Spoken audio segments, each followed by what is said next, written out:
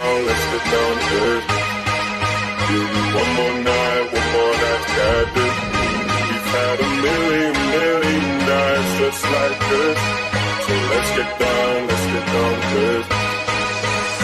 Summer, we don't want to stop. Summer, about to let my heart speak. Friends keep telling me to leave. Let's get down to this. Drop it.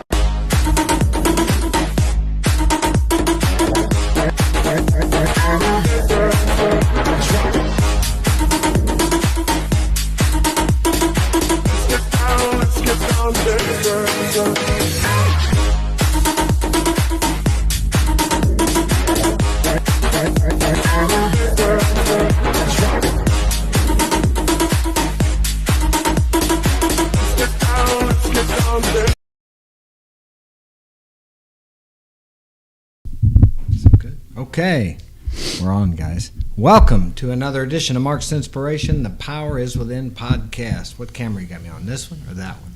That one? Okay, glad you could join us tonight. Tonight's topic is going to be confidence.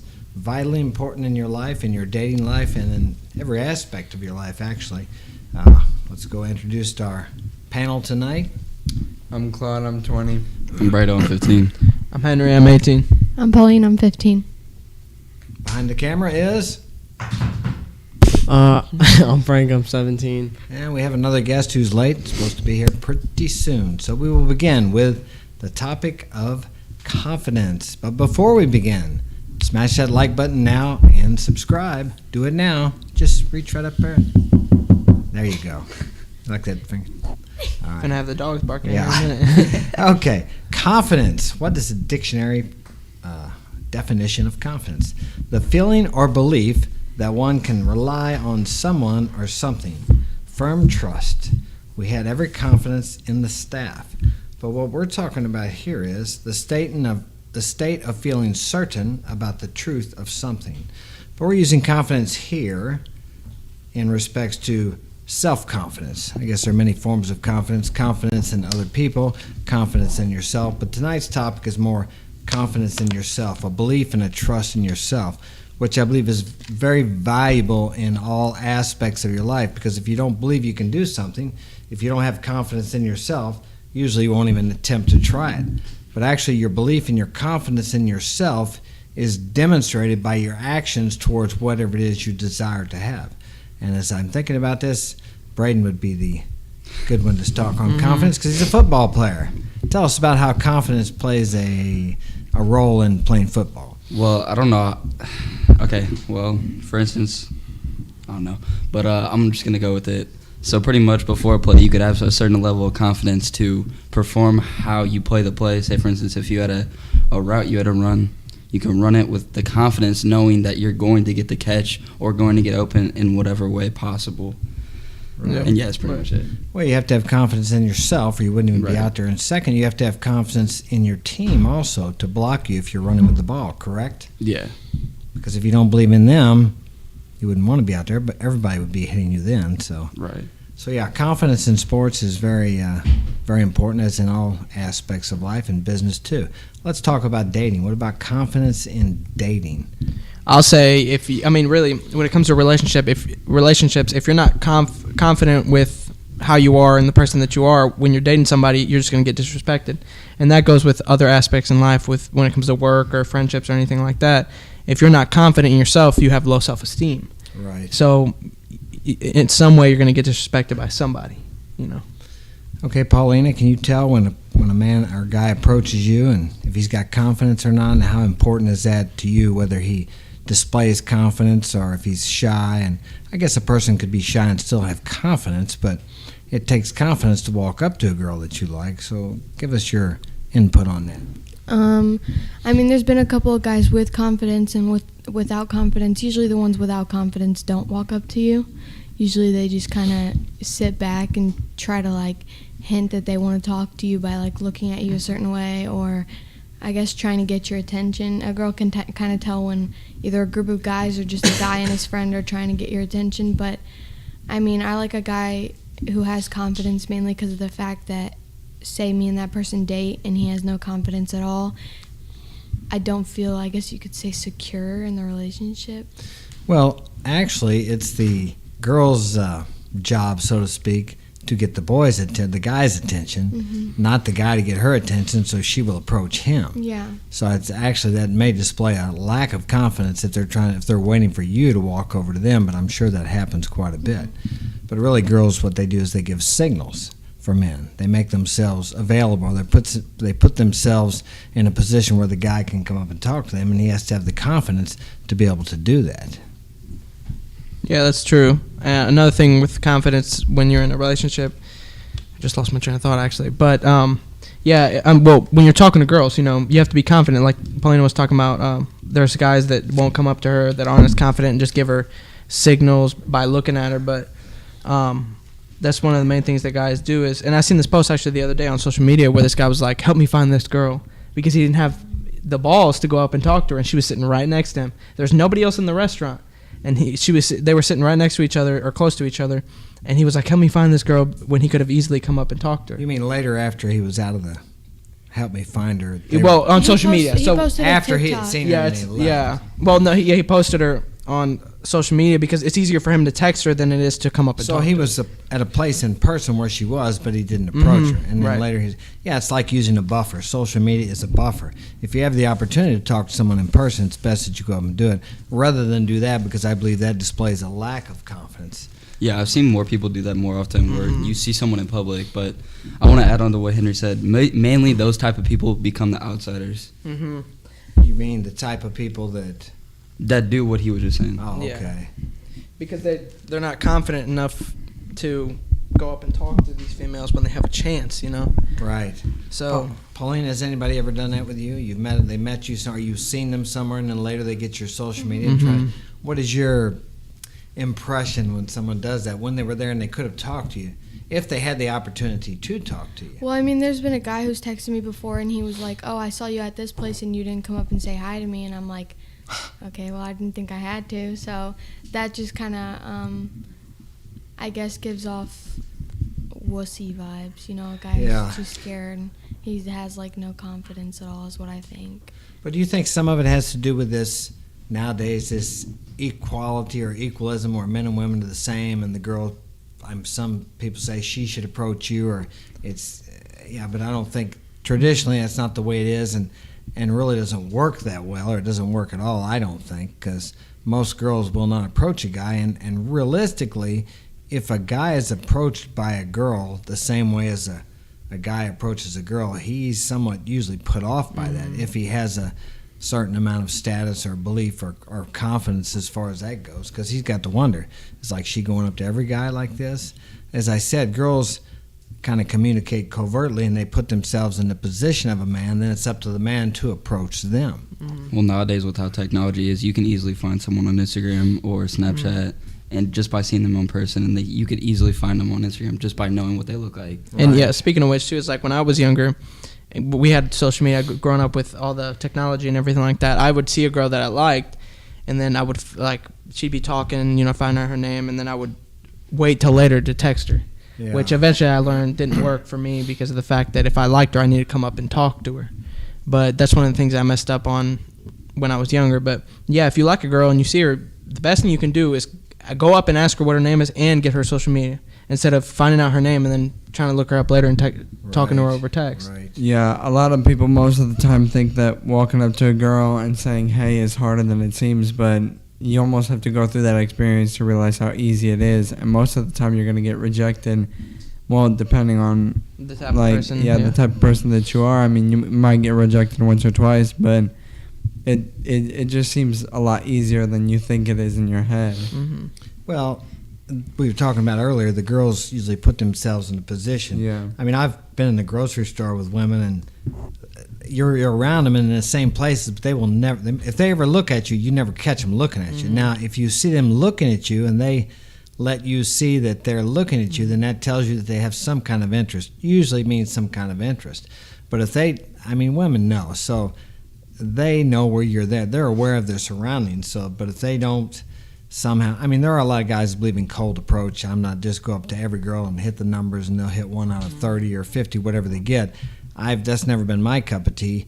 I wait to see, or when I'm out, if a girl puts herself in a position, then I know she wants to talk to me, or if we just happen to end up in the same place, and I'll say something about whatever. Like you said, you can just say, hey, what's up, or say something about what she's buying if you're in the grocery store or wherever you're at.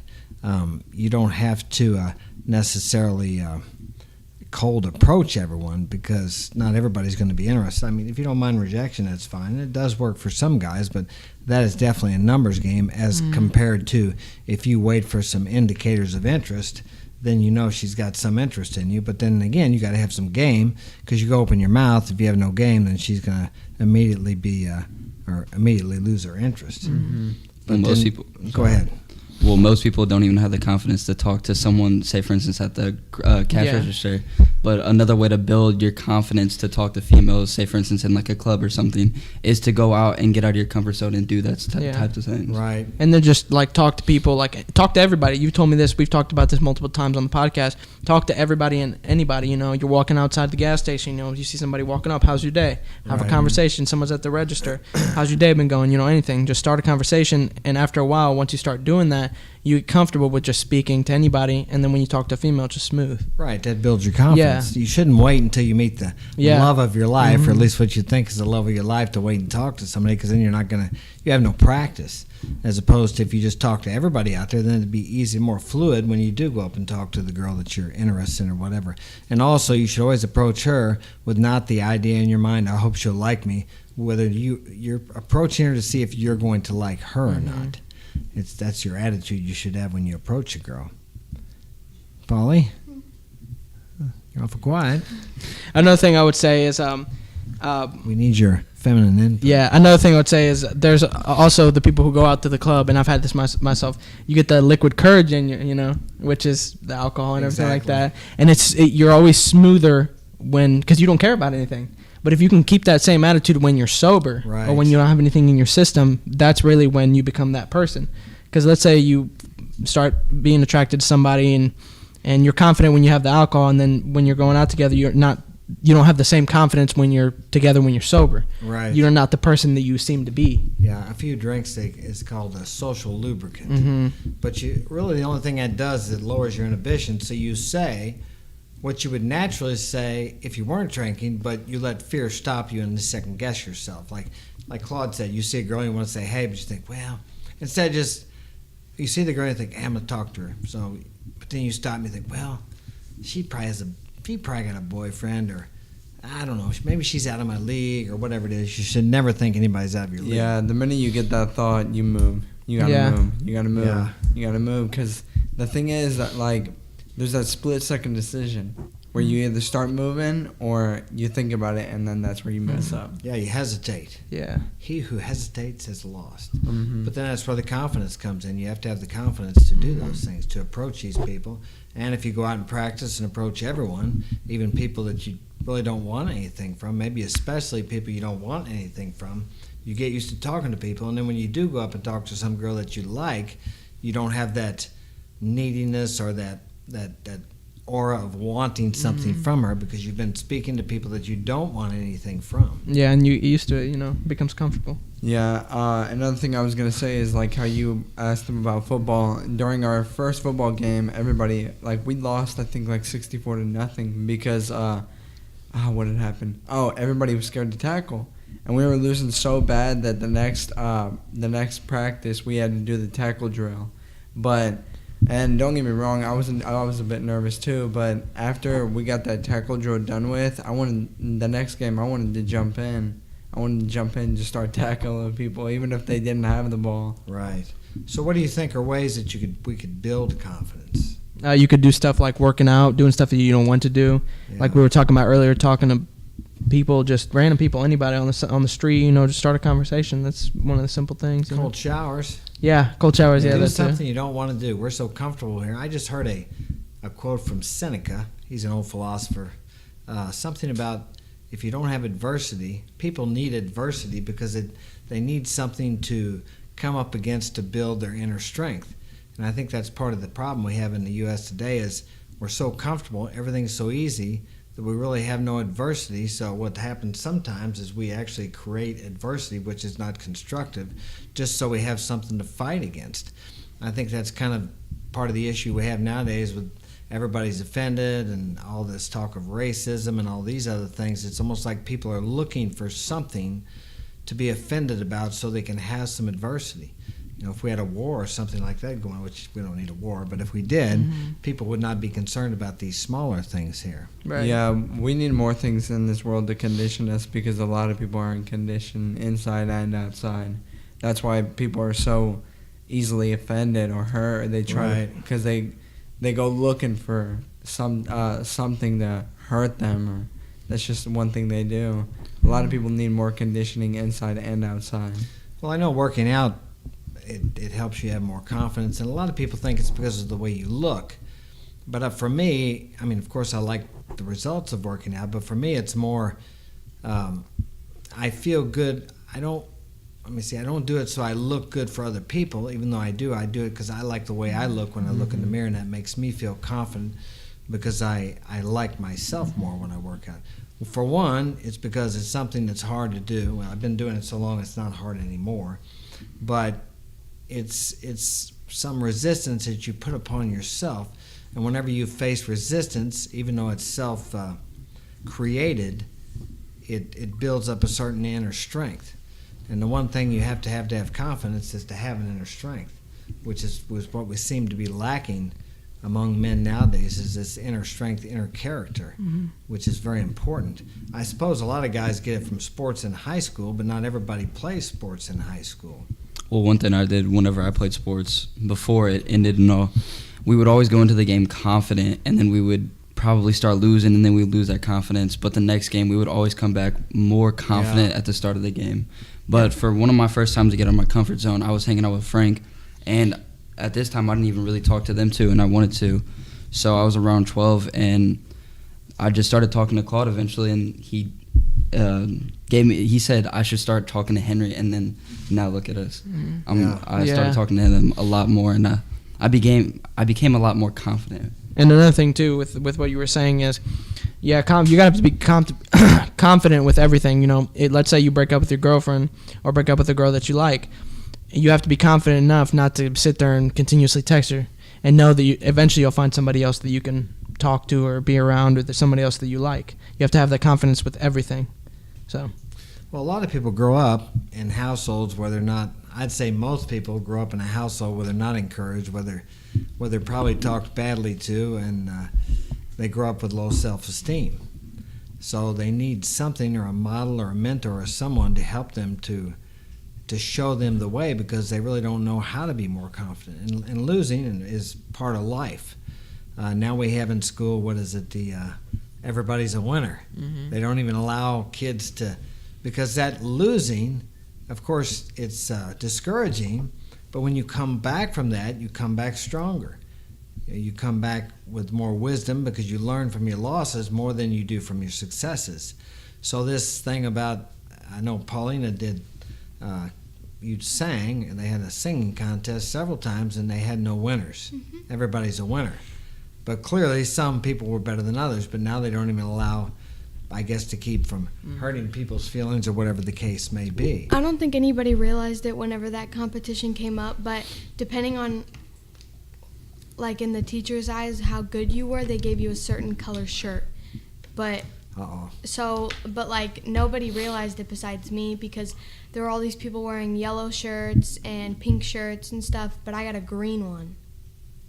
So you think green was for the best? It was either for the best or it was for the absolute worst. No, but you sang really good. I have Yeah. enough confidence to think that it was for the more improved people and their skills and stuff. Yeah, well, why not look at it that way, regardless? I think that makes me think about Sparty Fortune. I heard he did a video once, and we've had Sparty here as a guest, and he talked about, he said, I'm a 10. He said, it really doesn't matter if anybody else thinks I'm a 10, but I think I'm a 10. And that made a lot of sense, because what you think you are is projected out. The old saying, what you are speaks so loudly I can't hear what you're saying. If you believe you're a 10, regardless of if anybody else does, you believe that, you present yourself as such. And that's very important to think well of yourself. I say err on the side of arrogance rather than on the side of debasing humility, to where you talk badly about yourself. I just cringe when I hear someone talk badly about Well, yeah, that's the thing. Bredo was talking the other night, and he was like, yeah, there's the dumbasses. That's what he said. And I was like, don't ever talk about yourself or anybody like that. You know what I'm saying? And when you're degrading somebody or yourself, it just makes it worse. Yeah. You know, I don't want to hear that. I don't want to hear you. Anytime I hang out with somebody and they call themselves dumb or stupid or anything like that, I don't like to hear that because they're making themselves be like Right. that. I just don't like it. You know. I think we've all felt that way. I know I have. And after a couple of broken relationships, I felt pretty badly. I would say that. But to say it to yourself, and some people have such a habit. Every time they make a mistake, they call themselves stupid. And of course, that is exactly the opposite of what we're talking about. That lowers your confidence because the most important thing you say, what you say to yourself is more important than what anybody else says to you, at least once you get grown up. Now, before you're 7 years old, they have what they call the impression period. And your parents are like gods to you. So whatever they say to you, like I've heard things like you're never going to amount to anything, you know, you're stupid. They didn't actually say you were stupid, but they said you don't have the sense you were born with. Or you don't. What is it? You don't have enough You sense don't have to pound enough sand in a. to pound sand in a rat hole. Basically, they're saying you're stupid. So Yeah. I don't really feel like I grew up thinking I was stupid, but I think I did struggle with the part when they said you're never going to amount to anything, because I think I self-sabotaged for a long time. Is that the police out there? No, I thought it was. That's why I looked I around. have a flashing yellow light out there. I don't know. Yeah. It looks like a dumpster or something. Yeah. Or Yeah, I tow don't know what truck it or is. something. I don't know what it is, Little but distraction here. yeah. But anyway, so the problem is a lot of kids grow up feeling really worthless and stupid, like they can't do anything because they've been told that, or maybe they do something and their parents get frustrated with them because they're kids and they haven't learned yet and they talk badly to them. So these are a lot of the things we have to overcome as we get older. But once you're an adult, it's up to you. I know a lot of people want to blame their parents, but they did the best they could, even if they were terrible. And you are still here, so you didn't get aborted. So they loved you at least enough to bring you into the Yeah. world. And they must have fed you sometime because you're still here. So you have to think about that.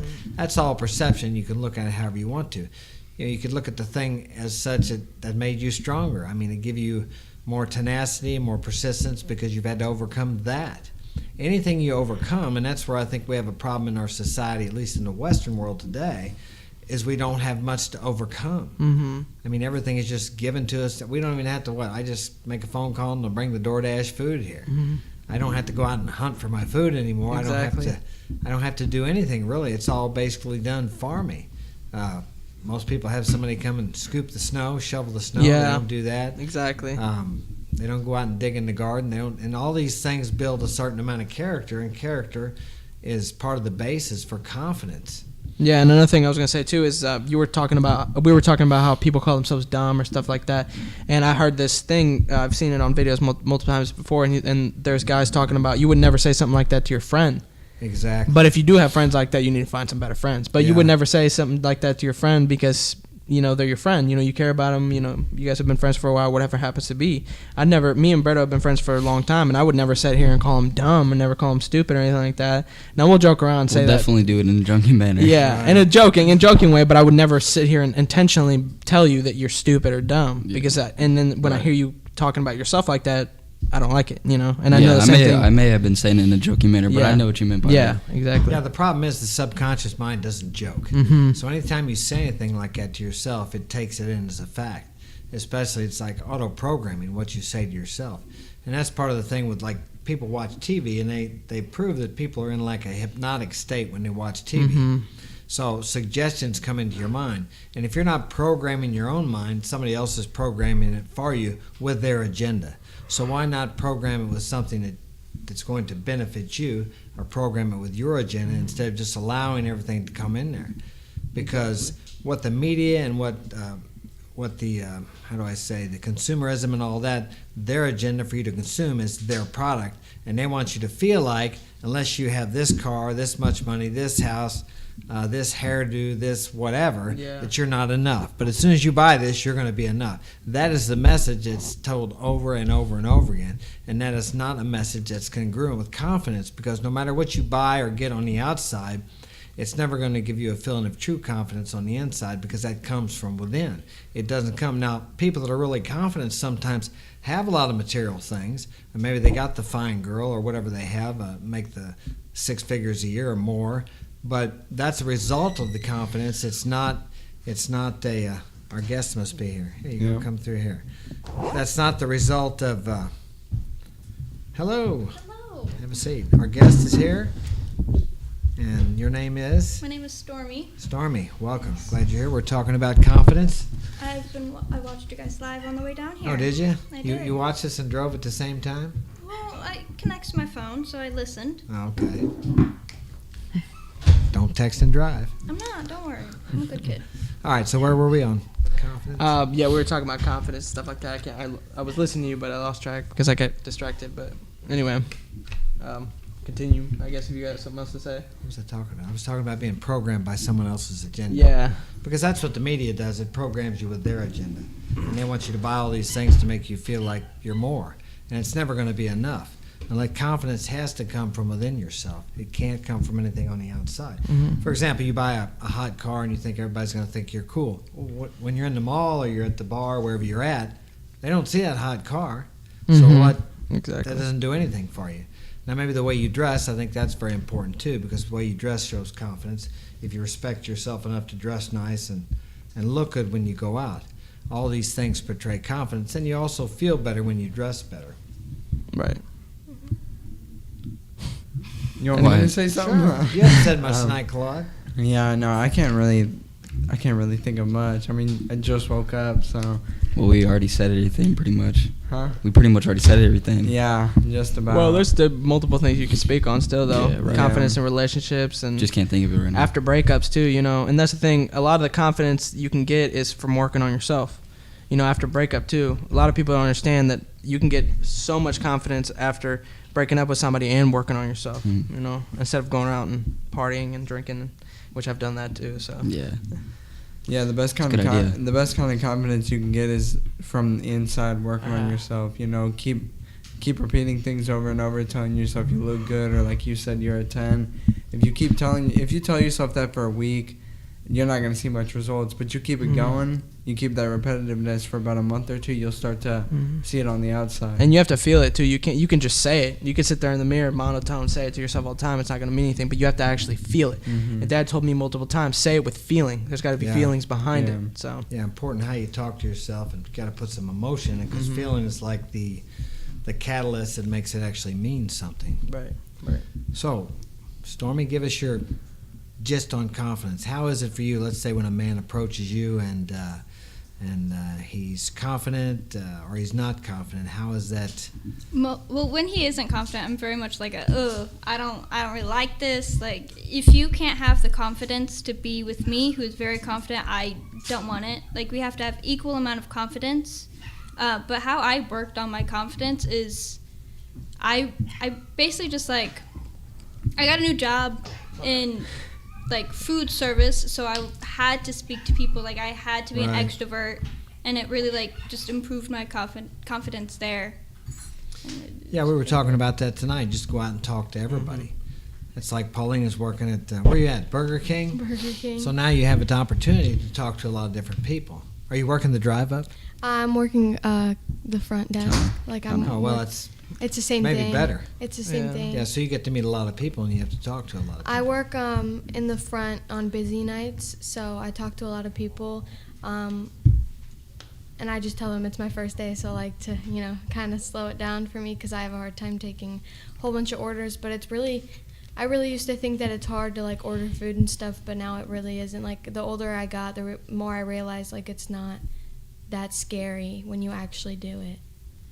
So you were telling me the other night that some guys were hitting Hitting on on me, yeah. Well, this guy told me his name. I asked for a name for the order, and he told me his name, and he was like, "But you can call me whatever you want." Ugh. And then there were just other guys that just kept flirting with me. They were like older guys. Oh, really? Yeah. Older guys. Older than you. Oh my God! Come on, I doubt that. Huh? No, but you have to flirt with them back so you get better tips. Yeah, Mhm. that's what I. Oh, but they can't tip you there, though, can they? They can slide can me they? a tip Oh. and not say anything about You it. will willingly take it. Yeah. But what I always tell them is, if you put it in like your receipt or in some type of trash, you're legally able to keep it because it's trash at that point.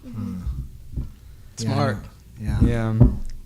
Another thing I was gonna say is, if you, for example, if a girl goes to a nail salon and there's other girls getting their nails done, you see the girls who are doing the other girls' nails. They talk to them a lot. They start conversations, even if they don't know the person. They end up talking, or they get those people to talk because they're so used to doing multiple people's nails that it's easy for them to start a conversation. It's just an everyday thing they do. Yeah, it becomes not a matter of having to have the confidence to do it. It just becomes a natural thing. You don't have to think about it. You just do it. And that's the way it needs to be. For anything that you do, the more you do it, the more confident you become, and the more it becomes natural, and you don't have to think about it. Right. Just like Braden's football. Mm-hmm. You don't have to think about, oh, let me see.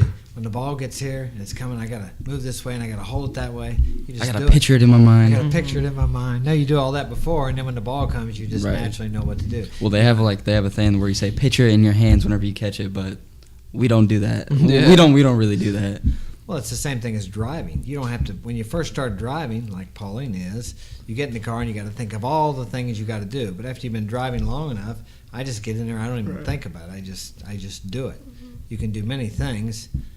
Actually, while you're driving, like she was doing, she was listening to the thing on the way over here. Some people text and drive, which I've done that. And then, speaking of that too, it's like you get so used to driving. If you talk to a lot of people, you get used to talking to a lot of people. Yeah. So when it comes to the one or somebody you find that you like think is attractive, Right. instantly it's just easy to talk. Right. Yeah. Yeah, another thing that seemed pretty natural was when after the podcast with Trey, we went over to the restaurant, and I guess he was so used to changing the energy of a room that he just did it. Mhm. It was just natural. I mean, to us, we were kind of shocked, but to him, he wasn't really shocked. It was just natural. It's just something he does. Mm-hmm. Yeah. Every time he steps into a room, Yeah, he that's- changes the energy. That's the thing. Mark was telling me that Sparty's the same way when they went out to the club. He changed the energy of the room, and he was looking at a girl, and he was confident enough to keep eye contact with her and flirt with her without having to actually flirt, you know? Yeah. So, Did we lose our sound? no, We're still it good? was me. I went Ah, at the mic. okay, because my light went off over here at the same time you did that. So what do you think other ways would be for someone to build confidence? What could they do? I know, I'll say one is to stand in front of the mirror and tell yourself what you want to be as if you already are. Mhm. People underestimate the value of that, but it's not something you can do just one time. You got to do it over and over and over again until you believe it. Really, all brainwashing is telling someone a lie over and over again long enough when they're in an emotional state, whichever that might be, anger, fear, frustration. Eventually, they come to believe it. Just like the TV programming that we've seen the last couple of years, they've told people things over and over and over again long enough to where, and it's the same thing on every station, to where they come to believe whatever they say, even though we've seen now that a lot of things they said weren't true, and so, but people still come to believe because they've repeated it over and over so many times, they've come to believe that. You can do the same thing with yourself to be confident. If you look in the mirror and tell yourself you're confident enough, eventually you'll come to believe it. But you can't just do it one day or a week or 2 weeks or a month. It's like working out at the gym. You have to continue to do it over and over and over again. And in time, you start finding yourself in situations where you're actually doing things more confidently that you wouldn't have done before or wouldn't have been able to do before. And that's the thing, like I said earlier, do things that make you uncomfortable. I mean, I get on the podcast, I'm nervous sometimes before I hop on, that makes me uncomfortable, but then afterwards I always feel better. Anything you can do to make yourself uncomfortable, it always builds confidence. Yeah, anytime you face the fear, most people let fear stop them. Everybody's afraid, everybody has fear. The only difference between the hero and the coward is the hero faces and confronts his fear or walks through it, and the coward walks away from it. But every time you do that, it does build confidence. You know, you have to get out of your comfort zone. Yeah, you could do things that you've never done before, because when I was younger, I remember I was going down a ramp and the skateboarder went right across my feet and I smacked into the ramp and I got the wind knocked out of me. But then after that, I still kept doing it over and over, and then eventually I got it. Yeah, you have to keep trying, but that demonstrates your belief in yourself. If you believe you can do something, you will continue to take actions. Frank's a good example of that with the skateboard. He used to go up there for hours to the skate park and come home all beat up, but he believed he was good, so he continued to do that. Yeah, and he got good too. I remember how good he was. He'd be up there showing off to everybody. The older people would be so jealous of him because how good he was, and he was so small and so young, and he kept trying, and he was shown a lot of things by older people as well. But Right. Yeah, even when I had like cuts on my legs or I was bleeding or something, I'd keep riding. The blood would dry and everything. It's pretty fun. One time I was trying to do this one trick on this like box thing, and I kept like falling and getting hurt, and it would hurt really bad. And I just kept doing it until the point where like I couldn't move as good because it was really bad. It hurt really bad at certain points, and then I eventually landed the trick that I've been wanting to land for a long time, but I just kept going until I couldn't do it anymore. How did you get the confidence to do the backflips off the fence and different things? Surely you had to bust your ass a few times doing that. First, like, I started learning smaller things before I learned how to do that. And then one day I just gained the confidence, I guess, to just throw the flip, I guess. And then I started learning how to do flips off of things. And then I learned that corkscrew thing, flat ground. I was super excited when I learned that. I tried it on a hill first, and then I can do it flat now, so it's pretty cool. Right. Well, one thing I learned from Frank is he tried this one thing on the scooter, and he completely ate it. But then again, after that, he got back up and kept riding for a few hours, even though I'm pretty sure that hurt because he had a gushing. How about was it? That was pretty I bad. can't really remember. I just know it was bad. It was on this one ramp, and the scooter flew from under me. I kind of just smacked the floor, and I had a big gash in my leg. Well, Frank always continues to do things even though he gets hurt. Like he was stabbing a Gatorade bottle and stabbed his hand. His hand was gushing everywhere, and he still continues to play with knives. I still rode after that too. My hand was bleeding everywhere, and I rode scooters after that. Even after that happened, I just put a bandage on my hand. Yeah, and then he comes to me and wants me to take him to the hospital. I won't take him. Yeah, another thing was during wrestling, I would how we learned how to do like front handsprings was one person would be on their hands and knees, and you put your hands under their waist, and then you'd use one of your legs to kick yourself over, and then you'd be in that person's position, and then they'd help you out. Eventually, there was one day where I just went ahead and tried to do it without help, like just using my hands and flipping over. And I smacked my back quite a couple times, but then eventually, after I kept doing it over and over, I ended up getting it. And that's how I learned to do front handsprings. Sometimes you got to get hurt to learn how to do it without like helping.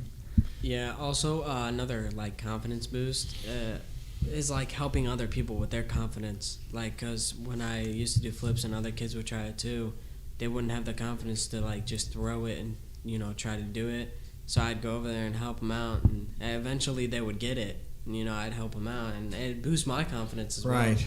Anytime you teach someone else something, it comes back to you multiplied. When you help somebody else be successful in something, it helps you to be more successful also. Yeah, I remember one time I was walking to the gas station, and there was this kid over at the soccer field trying to do a flip, and Frank and him ended up talking, and Frank showed him how to do it, and he gave him some tips. I don't know if he ever got it. He probably did, but Frank was giving him those tips, and I wouldn't doubt it helped him out because Frank knew how to do it. It's the old give it away to keep it. You got to give it away, and it comes back to you double, triple. Mm-hmm. Yeah. Also, the one night we had the party, Mark's 4th of July party. I did this one thing where I stand right next to somebody's head, and then I jump up and then split my legs before I hit their head. I just kept that confidence that I was gonna, be able to open my legs before I landed on his face or something. When he did that, I was the one who recorded the video, and in the video I jumped because I got scared because I had thought what was happening was Frank was gonna do a backflip over him. So whenever he jumped up and his legs took forever to like go back open, I thought he was gonna stomp on Claude's face. So I got super scared. I'm sitting there thinking he's gonna boom. He was like a split second. It was like split. this far away before he had spread his leg. Yeah, but he had the confidence for that. It's like magicians too. It's like when they do the knife throw. You know, they're so confident they're not gonna hit the person. Most of the time, they don't. You know, anything Most like of the that. time. Yeah, Most of the time. Most of the time. Now there's the bad magicians that do hit them. Hey, but they still got that confidence. Yeah, though. but You they gotta still give have it the to 'em. confidence. I mean, but if they truly believe, and they have so much practice too, you know, they truly believe they're not gonna hit them, they don't hit them. Yeah. I wouldn't want to be the target. Go Yeah, ahead. or another thing is like those people like in America's Got Talent when they cuff their hands or chain themselves up inside of that inside of water, like they're trapped in the water, like they're confident that they're gonna get out. They have that confidence knowing that I've done this multiple times and I know I can get out. Otherwise, like I don't know, you're gonna have to break the glass. But if you're really confident that you can do it without having somebody to help you, then you know you end up doing it. Right. Yeah, I was actually a few days ago, or actually it could have been a few weeks ago. Me and my friend were in this tournament, and the confidence thing is the same in like video games and life like it is in real life. Well, me and my friend were in the game, and he was really nervous. He's like, "No, we're not gonna win this." I was like, "Bro, we got it." I was like, "It's easy, bro. Just push them." And then we ended up pushing this one team, and we ended up winning the game, and we got a bunch of points on this tournament. And I was so confident that we got I think like 2,000 out of like a bunch of people that play the game and that play the tournaments. So confidence does come from experience, but first you have to have a belief that you can actually accomplish something to get the experience. You have to be willing to fail. Most people don't want to fail. We're taught in school that it's bad to fail. But actually, failure is where you learn. You don't learn so much from your successes, you learn more from your failures. I heard of this guy that was interviewing people for jobs, and he said, he would tell the interviewees, he would say, "Tell me about your failures." He didn't want to hear about your successes. He wanted to hear about their failures and how they came back from that and what they learned from it. Claude, tell us about your triple twists off the diving board. Oh man, okay. The first time How did you gain the confidence to do that? At first, I used to do like front flips and all that, and then Frank was the one who taught me how to do like a 1.5. And then I thought, okay, well, if I can do a 1.5, there's a possibility that if I jump high enough, I can do a double. And The water gets like concrete if you jump oh high. yeah. The first time I tried it, the first time I tried it, I messed up like 2 or 3 times. And then I had gotten it, and then I got out of the water and took a break and came back up to the diving board, and this was like way before. After like 10 minutes of not doing it over and over, I kept trying it so much that I smacked my lower back, and I had a whole bunch of red dots from smacking the water super hard. And then last year, I tried to do it, and I was confident that I knew I could jump high enough. So I ended up jumping, and when you flip, you almost have to hold your body there.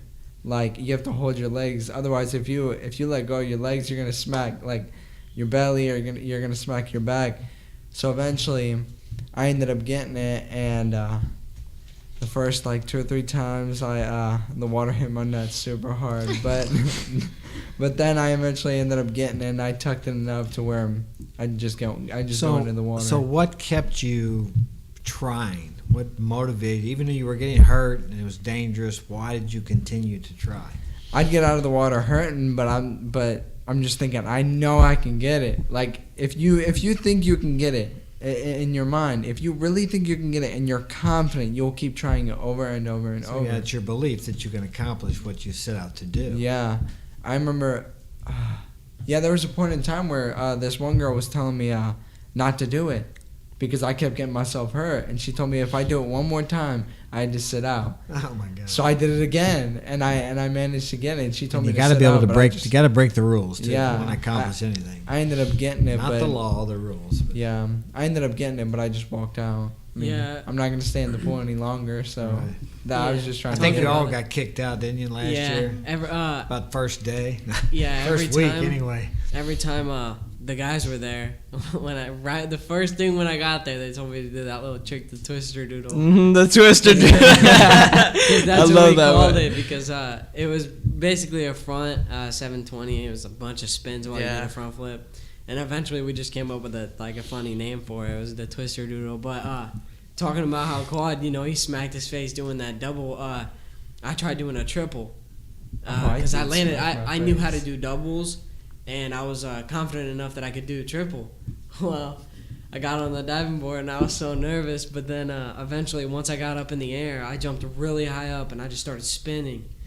And right when I let go, I did the triple and I smacked my face, but I over-rotated the triple. I did a triple and a half, and I over-rotated and went boom, straight on my face, hit the water. It hurt, but I think that was the last time I tried it. I didn't try it after that, and then double flips were pretty easy for me, and that's how Claude learned them. I started doing them. I remember it wasn't the double front flip that I got kicked out for. It was doing a gainer. I got kicked out for doing a gainer because I had seen some kid do it, and I always thought the gainers looked cool because like you're running forward and it looks like you're just gonna jump, but what you do is you do a backflip. So I seen some kid do it, and I asked him how he did it, and he just said when you run forward, like lean back. And so I kept trying, and the first time I tried it, I smacked my back.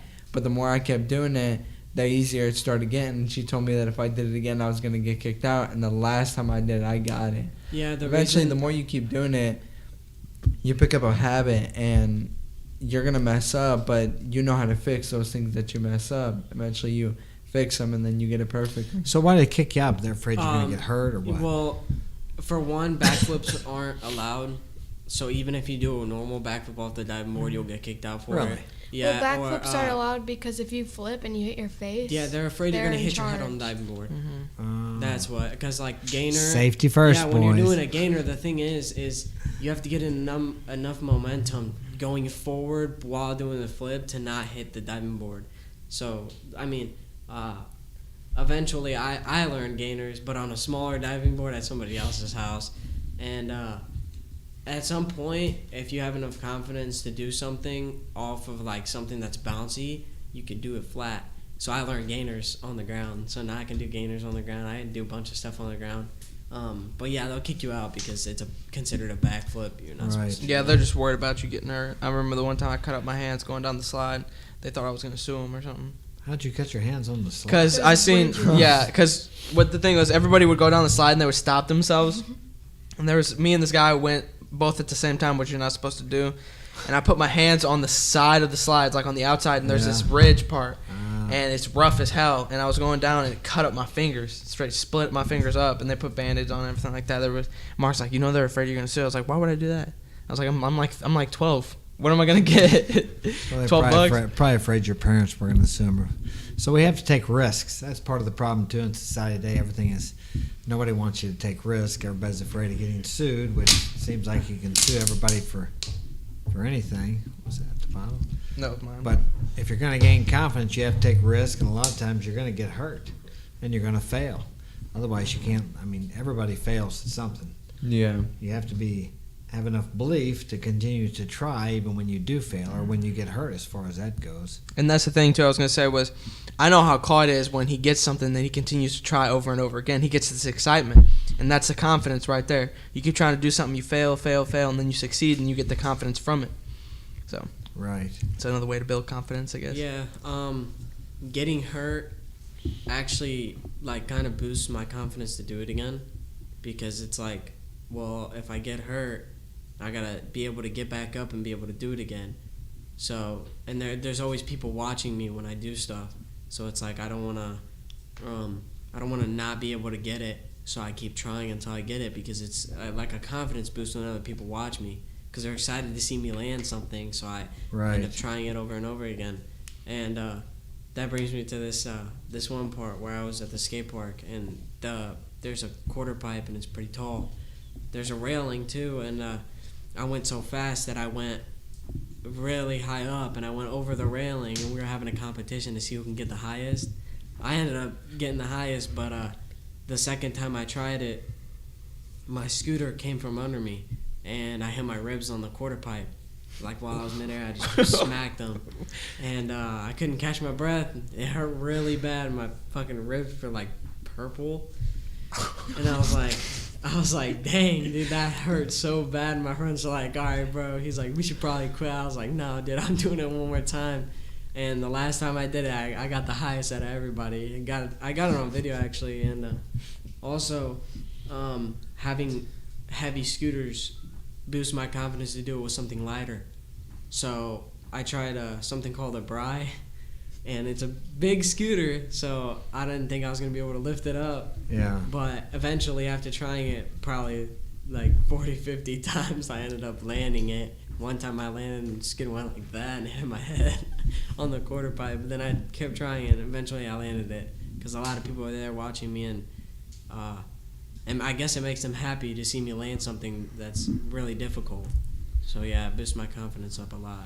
Yeah, people live vicariously through you because a lot of people are too afraid to try things, and when they see somebody else do it, they kind of like they get a certain thrill out of it because they want to do it too, but maybe they don't have the skill or they're afraid to try it. Yeah, and a bunch of people, they would be like, all right, Frank, you do it first and then I'll do it. Yeah. And then I'd be like, all right. So I would do it, and then I probably wouldn't have landed it, but they would have the confidence to go and do it. Right. So, yeah, eventually it got to their head to just do it. Another thing, too, is like when you're young, you have so much confidence. Would you like to go to the bathroom, Pauline? Go ahead. When you're young, you have so much confidence, you don't care. You do anything. You try anything. I remember when we lived in the trailer, we had there was a shack that was next to our house, and we used to jump off of it. And it took me a while to build the confidence just to jump because I seen Claude do it. And, but when you're young, you do anything and everything. So. Well, you could also be taught the other way around because whenever I was young, I was scared to do a lot because my brothers were scared to well, and that's the thing too is it's like as you grow up, you're programmed to believe, oh, don't do that because you might get hurt. Yeah. Well, obviously you're gonna get hurt, but how you gonna learn if you don't get hurt? Yeah, my brothers would always tell me that, so I'd always be scared to do anything. Yeah. Yeah, that's how I got like really good at like playing football with people over the park. I would play with my older brothers. We played tackle, and even when I got tackled and I got hurt, I still played.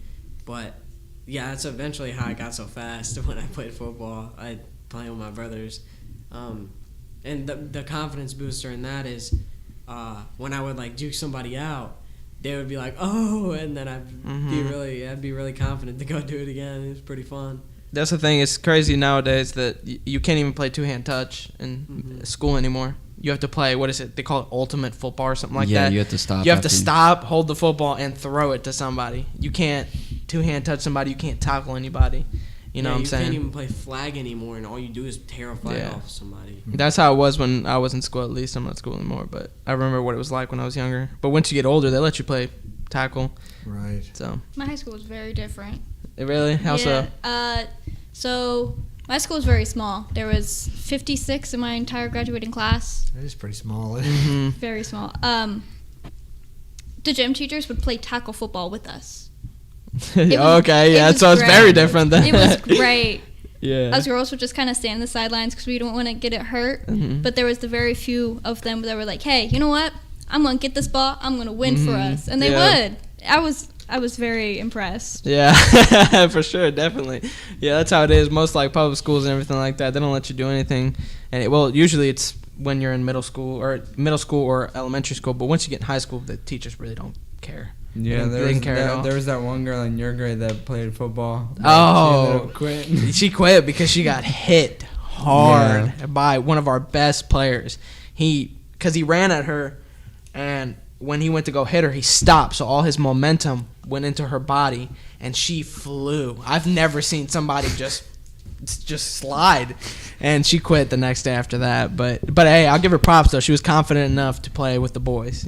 She was good too. She took on most of the guys. What was it, a drill or a practice? It was no. He just we were running a play, and he ran at her after the play was done. Did she play running back? After the play was done, he ran at her and just boom, hit her, just boom, and she just slid. But I'll give her mad props though. Like if I was a female, I probably wouldn't even try. And she played for probably like half the season, so, and she was better than most of the guys. She wasn't the same when you wrestled, was she? No, different one. No, it's a different one. I remember whenever I had to wrestle a girl. How long did she stay on the team?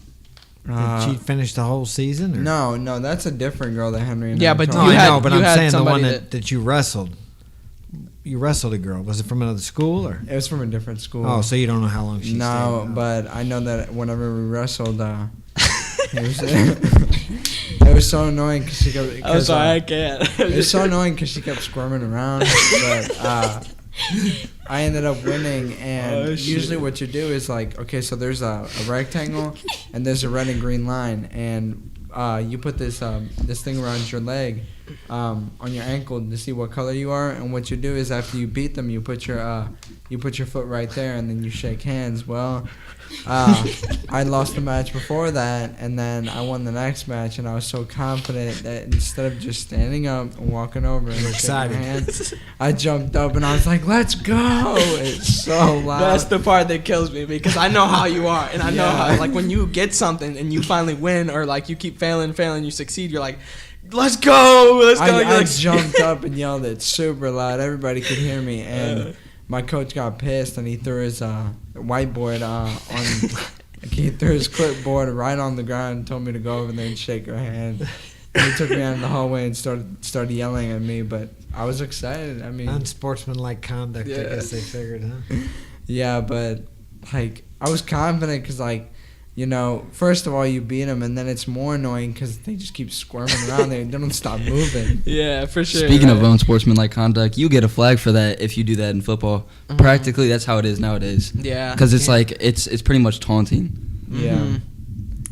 Yeah, I think it's kind of ridiculous. I know they can't do the dance in the end anymore. I guess they can throw the Yeah. ball down. can't Well, they? I mean, you can dance like with your teammates, but in like middle school, they didn't let you do any of that. Because I got a flag just for putting the ball up right before I got in the end zone, and then holding it up like this? Yeah, right I before was he got running to with the the end. ball. I was running. I made a really good play, and I, I thought guess it was they cool. figure that's rubbing in. They want to Yeah, hurt. They want to so- hurt so- anybody's feelings. 10 yards before, like they're 40 yards behind me, so Right. I put the ball up, and my coach comes up behind me after I'm like celebrating with the team, and he grabs me. He's like, "You almost got a flag." And then my other coach brings me aside, and he's like, "I would have took that flag."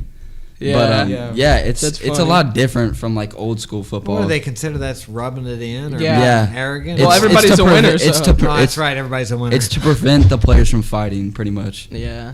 Because, you know, when you're a teenager, you got all Yeah. them hormones, and you just, The anybody will mood fight for any swings. reason. The Yeah. mood swings. Yeah, I Yeah. remember whenever I played I had to play this kid Gavin Prosser's position in football because he had asthma, and I asked my buddy Zach like while we're lining up, I was like, "What do I do?" And then he's like, "Just tackle whoever you see." So as soon as the play Good suggestion. starts, I'm running and I see just this tall dude, probably about his height, with like 200 or 300 pounds. So I was like, screw it. Like, I ran right at him, and I couldn't get the tackle. He went like that. And his hand hit my Stiff arm. helmet. Yeah, he stiff-armed me. And then after that, I went on the sideline. My coach told me, he's like, it's not the size of the dog in the fight. It's the size of the fight in the dog. It That's was facts, yeah. it was really funny. Well, there was like that one time that there was everybody, all your teammates quit chasing after that really tall dude who was Yeah. running down Yeah, I the field. And you remember kept that. going. Uh-huh. You kept going, and you tackled him right before he got to the end zone. You know what I'm saying? Yeah, I was going around everybody. And there were people that was closer to him than you that And didn't they gave even up. try. They just quit. See, and there you go. Your belief in yourself, your confidence that you can do it. You know, I still remember watching him. He ran all the way from the other side of the From field. literally the other side. Everybody of the else field, didn't yeah. give up on him, and they were even closer than he was. And he kept going. Claude even knew that, you know, they couldn't get the ball in time to make another touchdown. Like, our team couldn't do that. Like, Claude knew that either way we would have lost, but he still Right. went and chased after him. Yeah, I knew we were gonna lose, but like, But he I'm kept not, going, I'm yeah. not gonna have our team lose to a whole nother touchdown. I remember seeing him just dive at his legs as he was running, and he took the Yeah. guy down right before he got to the end zone. And that's the thing. It's like if you give up, you know, you feel worse about yourself if you don't keep trying. That's what I mean. You know his mom was on the sideline recording. Yeah. That was Go, going baby, go! And then all of a sudden, this little dude You just see this halfway across the field gets to him and tackles his legs, and boom. He's like, "Oh, it's okay, Timothy." Yeah. But it was, I mean, it was incredible to see Claude just run from the other side of the field just to get him. And everybody was hyped. The stands were all, hyped up and everything like that, and it was cool. If most kids had that, they'd be going to state. If they had that confidence. If they had, yeah, like Yeah. Claude said, it's not the, what would you say? It's not the size of the dog in the fight. It's the size of the fight in the dog. Exactly, and that's what you had. You got that guy, and you didn't give up. You know, most people Yeah. did too, and there was people bigger than you that could have tackled him. But anyway, No, I was just thinking, yeah, it's hard. I remember fighting this guy, and I fought him at the prison up there, and the guy was beating me. And I thought, well, I better do something, or the guy's going to. I just started punching him, and I bled his nose. Anyway, I ended up beating the guy. But yeah, when you're getting beat in football or whatever, it's really hard. And like you guys were already losing, because you're like, what's the use? But you really, that's when you really have to dig in and find out what you have inside yourself. And then when you do something like what you did, or when you win the fight, it builds your confidence for the next time. So a lot of times when you are losing, if you can come back from that, you gain more confidence than if you just won from the very beginning, because it lets you know that you have more inside of you than you really than you tap into. Yeah. I don't think I've ever run a race where I didn't look back and think, I think I could have run a little faster. Even though while I was running, I was like dying inside, but I always think I had a little bit more, and you probably do, really. I don't think we ever give 100%. Well, there's always a little bit more you can give. Yeah. there's something called like the 10% rule. When you think that you're almost done, or 40% or something like that, you're only 10 or 40% done. I can't remember Yeah. what it was, but you Yeah. have more fight in you than you think you do. Yeah, You I don't also realize it remember until after, though. Whenever I was right behind him, I had two choices. Either I dive and miss, and everybody behind me just starts trampling over me, or I end up diving and taking the risk of getting trampled over to grab him and then swing him out to the sideline. And I took that risk, and I got him out on the sideline. That was good too. I remember. when me and Dad ran the color line, the 5K color line. I was pretty confident that I'd get first place, but eventually we were running for so long. I was really tired, but I saw Dad in front of me, and then I started running quicker, and then Dad got first place in your age group. I think so, And yeah. I got first place in my age group in the color run. I was happy. It was fun running 5Ks. I was really tired, but I had to boost myself to get first place in my age group. Yeah. There was a guy right behind me. I think he was like 1 year younger than me, maybe. Yeah, you never know who is behind you. I think another thing you have to have confidence for, in my experience, is dance. Because I did dance for the school, and they put you out on the field in front of everybody. And when I did it for the high school, it was like they have these night games, and like all the students come out. There's a student section, and it's just like completely full of The students. varsity and, games. Yeah, the varsity games. And if you're sitting in the middle of the field and you have no confidence and you mess up, you're going to be even more embarrassed, and you're going to be like, oh, I want to quit dance. Like, I don't want to do dance anymore. And I think it's good to have confidence if you're doing dance, because of the fact that if you don't, you're kind of just sitting there like not having energy or anything. And like obviously the people that are at the games want to see the cheer team and the dance team have a lot of energy, because it's a varsity game. Like Right. varsity games here are really important to like everybody. What Well, my cheer coach always told us was, if you mess up during a cheer or a dance, if you have the confidence, it'll look like everybody else messed up, and you're the one that was right. Yeah, you just got to go through, just keep going, press on. A lot of times people don't even notice it. I mean, most people like me don't know the routine. So even if you do get out of line, it's like you'd have to really do something like fall down maybe. Well, then again, there was also only like Paulina and like 3 other girls, so I see why they're not confident enough. There's only such a small group. Yeah, but now the team has gotten a lot bigger, But my friend was dancing the other night at a basketball game, and she twisted her ankle in like a really weird way. It was super funny because when she twisted her ankle, everybody in the stands was like, they all went, oh, at the same time. And she was sitting there, but she continued to dance. She didn't stop. Her ankle hurt. It was all bruised. It got swollen, but she continued to dance. She didn't stop. She just Right. kept going because, well, she knew if she didn't keep going, she was going to get in trouble. But she just kept on going and going and going. And it's like, it's a big deal for her because she's on the varsity team, because there's JV and then there's varsity.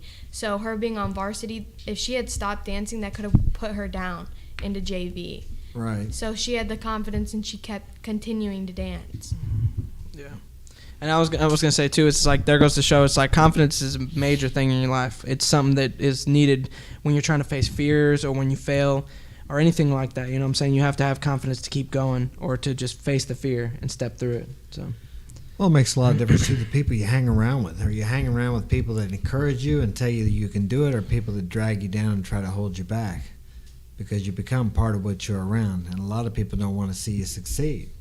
So if you're around those type of people, you really need to eliminate them. What is it? I heard the other day, are they propelling you towards your goals, or are they holding you back? That wasn't what it was, but something like that. So it's very important. Sometimes it's your own family will drag you down. They don't even do it on purpose. Maybe they're afraid you're going to get hurt, or let's say you're going out for a dance or something like that, and maybe your mother or somebody would tell you that well, she don't want you to do it because she's afraid you might get your feelings hurt, or you're not good enough, or whatever she thinks. So she tries to hold you back instead of allowing you to go out there and try to do it. I mean, whenever I went to try it out for dance, I was like pretty scared, but I had when I got into the room and I started doing it, I had a lot more confidence because I knew people there. Like, I knew people were telling me I was going to make the team. Like, they kind of boosted up my confidence because I didn't have as much when I first walked in there. But then when I realized that people actually wanted me on the team, then I started, like, I just gained more confidence from it. So, I mean, there has been people who have told me, like, oh, don't do the dance team, like, you're going to get hurt, or the outfits are ugly, or just don't do it, like, there's nobody on the team. It's right. Like,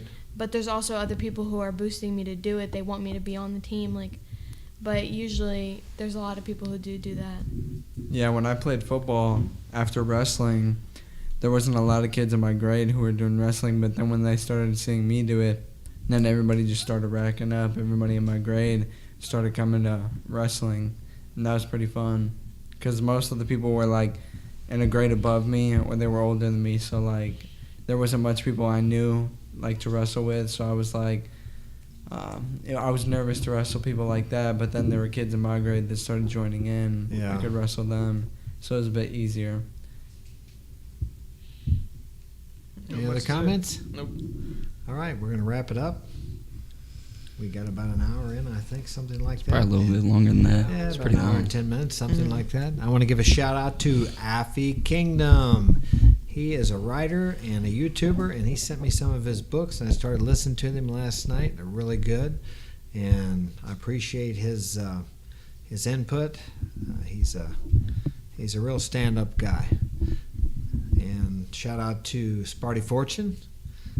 I seen he put out a video the other day. He hadn't been putting out too much lately. And I guess we'll wrap it up tonight, and we will see you guys next weekend, Saturday night, 6 p.m. Central Standard